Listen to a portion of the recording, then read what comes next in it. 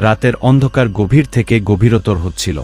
ঢাকার এক প্রাচীন অংশে শতবর্ষী একটি ভবনের ছাদে দাঁড়িয়ে রাশেদ গভীর চিন্তায় ডুবেছিল। সে একজন তরুণ সাংবাদিক, যাকে সম্প্রতি অদ্ভুত এক আমন্ত্রণ পাঠানো হয়েছে একটি গোপন সংগঠনের মিটিংয়ে যোগ দেওয়ার জন্য। আমন্ত্রণপত্রে শুধু একটি লাল মোমের সিলমোহর লাগানো ছিল, যার মধ্যে আঁকা ছিল ত্রিভুজ ও চোখের প্রতীক।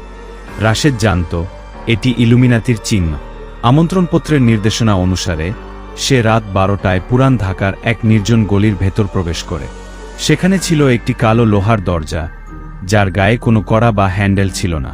দরজার সামনে দাঁড়াতেই ফিসফিস শব্দ ভেসে এলো, তুমি কি সত্য জানতে চাও?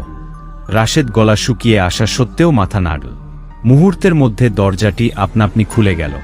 ভেতরে ঢুকে সে দেখতে পেল বিশাল এক হলঘর, যেখানে 13 জন কালো পোশাক পরা ব্যক্তি গোলাকার আকারে দাঁড়িয়ে আছে।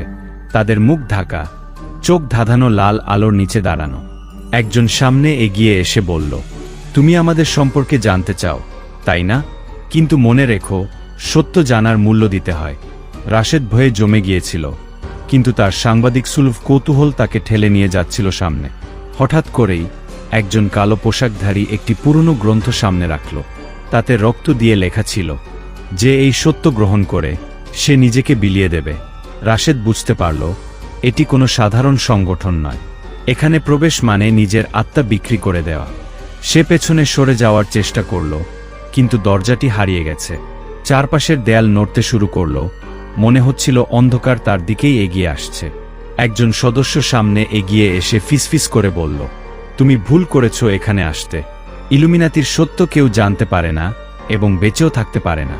তারপরই হলঘরটি ধোঁয়ায় ভরে গেল। রাশেদ শ্বাস নিতে পারছিল না। চোখের সামনে ধীরে ধীরে সব অন্ধকার হয়ে গেল।